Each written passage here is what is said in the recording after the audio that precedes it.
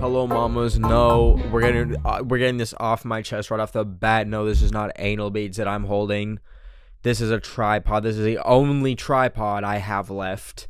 I have lost every other tripod, and I don't feel like getting a new one. I feel like I'm putting my foot down. By the way, these have little feet on them. Y'all don't care. Y'all don't care if you're listening to the audio version of this. You don't even have eyeballs for all I care. They could have been poked out by a pigeon at some point in your life. And this is all you have. And I'm out here talking about the visuals of a tripod. I'm so sorry. Taylor Swift Super Bowl gets Travis Kelce. Blah, blah. I don't give a fuck.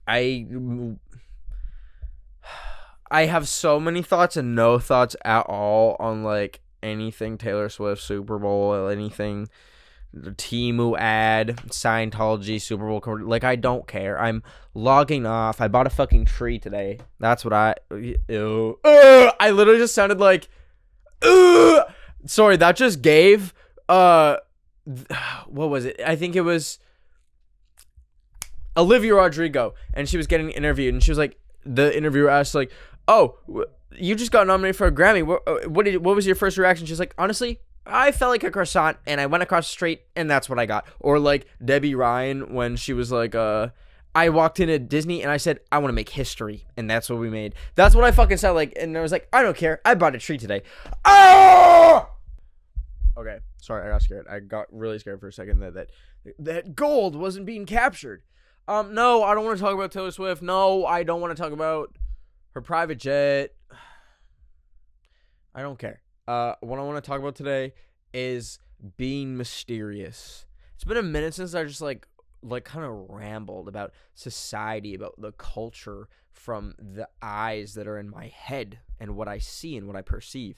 It's always TikTok drama. It's always TikToker. This TikToker literally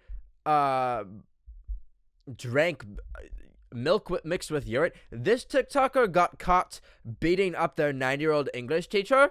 No, we're not doing that today. We're not fucking doing that today. I don't care about no TikToker.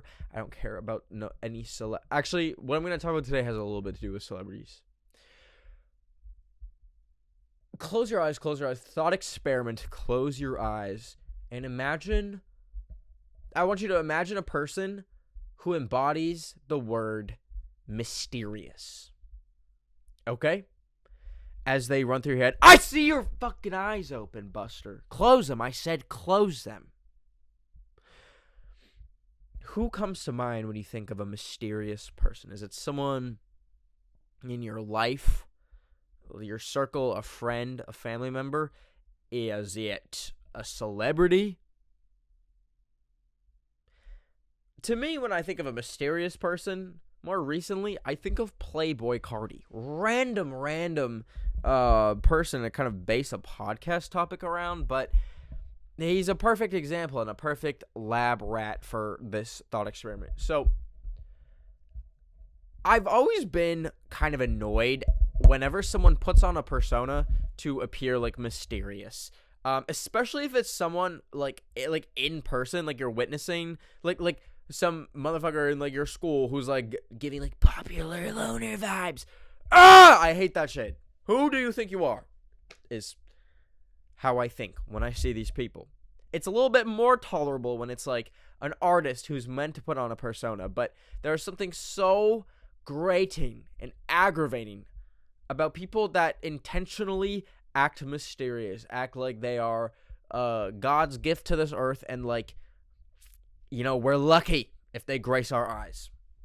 So the way this relates to Playboy Carti is this man once like didn't really have a mysterious persona. Okay, he was pretty much like all the other rappers of his time when he kind of came on the scene. I would say like 2016 when Playboy Carti, 2016 or 2018. It was a fucking even number pre 2020.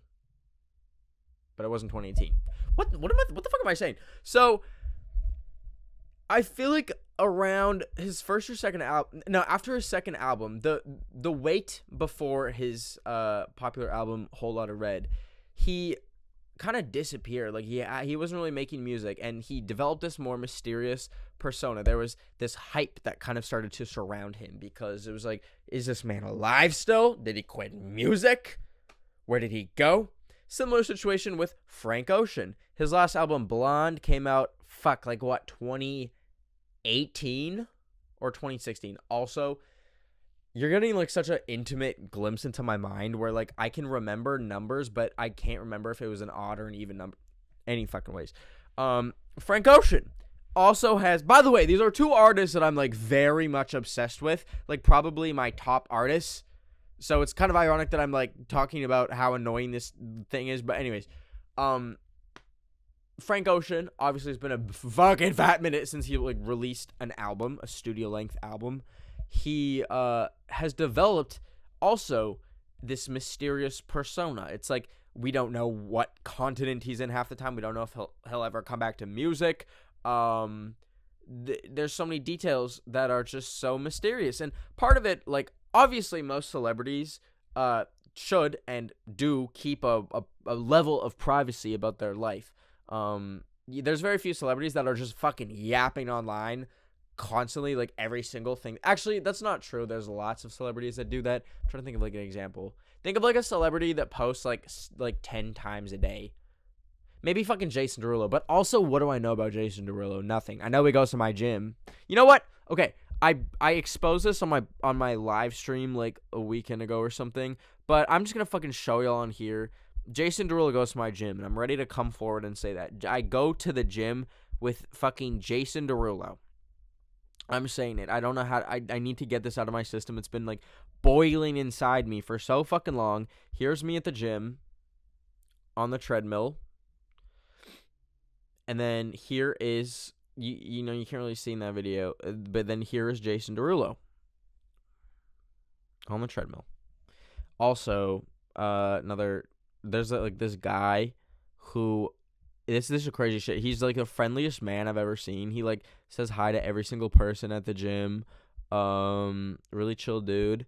And then one day he walks in with a fucking Make America Great Again hat on. That was a crazy day at the gym for me. People are nuanced, guys. People are nuanced. People can be so kind, but also have horrible viewpoints. People can have good viewpoints, but then be horrible people.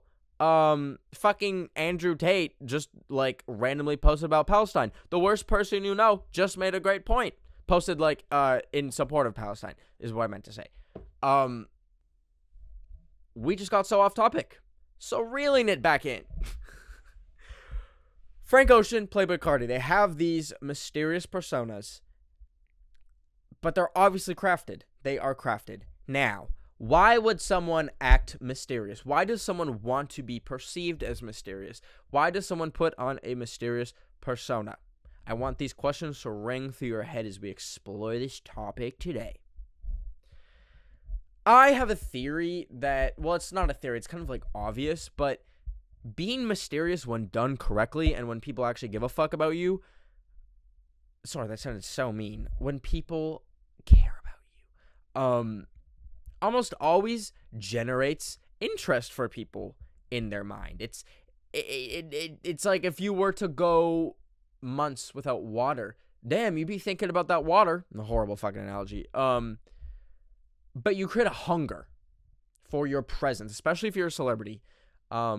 When you're a mysterious person, you know, you have the alternative, like some singers, some actors that like are literally like story whoring 10 Instagram stories a day. And they almost feel like we get so much of them. We see so much of them. It's like, ugh, I'm sick of you. Like, that's how I feel with The Rock. I'm like, I see you so much. I don't want to see you anymore. But then, like, I think of who's an actor that's like disappeared for a minute? Josh Hutcherson! For so long, we were like, where is Josh Hutcherson? PETA! Like, type shit. And then when he came back for 5 Nights at Freddy's, God, it was a revelation. Who's texting me? It was incredible. Package delayed. Awesome. I'm redoing my room right now, and if I showed you the wall right now, you would absolutely flip your mind. Everything is gone. All the posters are gone. You'll never see them again. Which might ruffle a few feathers, but guess what? It's my fucking room. And it is replaced with something actually insane. I don't know. Yeah, it's kind of crazy. Anyways, back to it. People put on a persona of mysteriousness because it benefits them. It almost always pulls off. Now, mind you, I've seen, specifically with like artists, but also like people in my school growing up, I've seen people like try and put on a mysterious persona, but then people just sometimes don't give a fuck, and they're like, okay, and then you have to awkwardly be like, okay, wait, guys, I'm not mysterious anymore. I'm so normal. Like thought experiment. Imagine Frank Ocean or Playboy Carti took like 4 years off after their most recent album, and then but then like no one was like waiting for them. Like you would search their name on Twitter, and there wouldn't be like a single tweet being like, like all the tweets would be like, just remembered or just realized I don't know what the fuck happened to Frank Ocean, or like, did anyone notice that Playboy Carti just went? Like, if that should happen, they'd probably come right back and be like, here's 4 albums. But like, when it works so well when you create a demand, okay? We're getting into economics here, which I don't know a single fucking thing about. I just found out that like inflation is caused by printing money. Like when I say I found out, like someone told me. I don't know what the fuck it means. But anyways, supply and demand. If you are in constant supply, if I was constantly yapping online, which I've done this in the past, mind you, like I've experienced this equation, first hand. I used to literally fucking post like 20 stories a day. It was like so excessive. If you've been a mama for a minute, I used to post on Instagram like the same fucking selfie in the same pose like 4 times a week. It was like the most insane thing. I don't know what was wrong with me. Like I would love a psychological assessment of like what compelled me to do that. But now I don't do that. And you're probably thinking, oh, bro's trying to be Carti. Or like, you're going to accuse me of wanting to be mysterious. Maybe that's part of the case. I don't fucking know. It seems fun to be mysterious, but that's not really why I don't post as much. It's because I realized that I was just being fucking annoying. Okay, so there's mysteriousness, which is being more reserved. You don't share much with the world on social media. You are not creating plans. You are invited to plans, like type shit. I wasn't trying to be mysterious by like posting less. I think I just posted less because I realized that it's not a good look to go on someone's Instagram story and see 20 fucking stories in one day. It's, I could spend my time and energy on something. Sorry, I keep getting hiccups and I'm kicking my ass. I could spend my time and energy on something more valuable than 20 stories a day. So I scaled it back. But no, you know what the absolute opposite of a mysterious influencer is? The fucking Snapchat influencers. I am talking like the David Dobrik's who are posting like 200 Snapchats to their story of every single detail they did. That is the kind of shit that makes me want to turn into Playboy Carti and like never show my face for 4 years. Like, ugh! Sorry, I know I'm digging on this, but it's like, what, these people are probably making 8 quadruple the bag that I will ever see in my fucking lifetime. It is insane how much people make from like Snapchat stories. And we're not getting into that. I'll throw up. I'll actually throw up if I get into Snapchat stories. So, what are the ethics? What are the ethics of being mysterious? This question rings through my head because I think of Playboy Carti, who's obviously like doesn't really make appearances, doesn't do interviews or anything like that, agreeing to be on Kai Cenat's stream. This is fucking old drama. I know, but it plays in, and this is kind of what catalyzed this idea for me to talk about this. Kai Cenat, what was it? Paid $2 million. The way it wasn't Kai Cenat, it was fucking Aiden Ross. Oh my god, sorry, I don't know my streamers. Two completely different streamers. Jesus Christ. Aiden Ross paid $2 million to have Playboy Carti on his stream. Then Playboy Carti shows up with his like gang of like scary people, and have you seen Playboy Carti's Instagram? Like every time he announces a song, he has this random bald white dude scream into the fucking camera, be like, "No fucking Carti tonight!" And it's like actually the scariest thing ever. But Playboy Carti arrives at Aiden Ross's. I don't know if it was his house. It was like, it looked like a warehouse, like a bomb shelter. It was, and he like stands in the distance, like vastly ignoring Aiden Ross. He's just like, and like barely says anything. Like is asked direct questions by Aiden Ross, and he's like, and then he just like leans into the microphone. And he's like, I love you guys. I love you guys. Love. And then disappears with a bag of money. And I fucking love that. I thought that was so funny. I don't particularly fuck with Aiden Ross. I think if you are streaming gambling for children, there's a special ring of hell for you. But I loved that moment. I loved seeing it was really a treat, especially after getting like scammed by 21 Savage. Really just beautiful to see this this double hat trick. Is a hat trick 3 or 2? I don't know. This double whammy of unfortunate things happening to Aiden Ross. But I was surprised at how many people were all of a sudden being like, you know what, fuck you, Carti. You bastard, you took the money and dipped. I hate you. I was really surprised because I thought the unanimous thought would be like, Aiden Ross, fucking idiot. But no, people started turning on Playboy Carti. And a lot of the comments that I would see around this was like being like, kind of, I can't think of any specific ones, but the general feeling I was getting was like people making fun of Playboy Carti's like mysterious bit that he does, being like, you waste my fucking time, like, I sat around for 3 hours on Aiden Ross's stream just for you to hear you say 5 words, Playboy Carti. What the fuck? Like grown-ass man groveling about this is the craziest thing. But, new login to Instagram from Nairobi, Kenya. One moment, please. All right, just thwarted a hacking attempt, I think, from someone in Nairobi, Kenya. And I just changed all my passwords. Another day in my life. It's a nightmare in this life! Okay, so, yeah, people started turning on Playboy Carti. I was very confused. Because I think this... I'm not confused, but it was, like, interesting to see the first time that people kind of overwhelmingly turned on Playboy Carti's mysterious persona.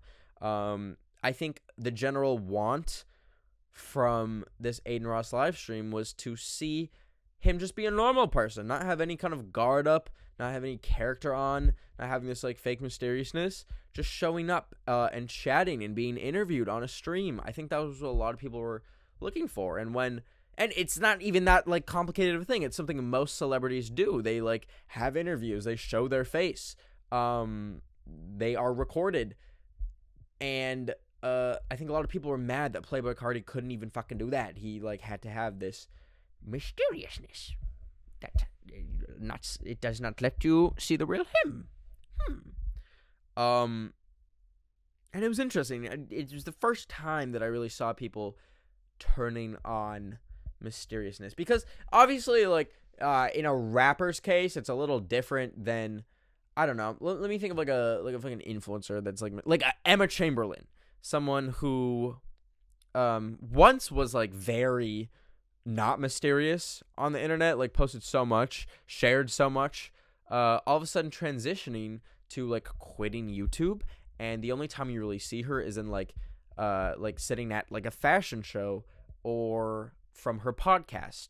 When she eventually came back to YouTube and was like posting her face, it was like so weird seeing her face and hearing her talk, because she had kind of like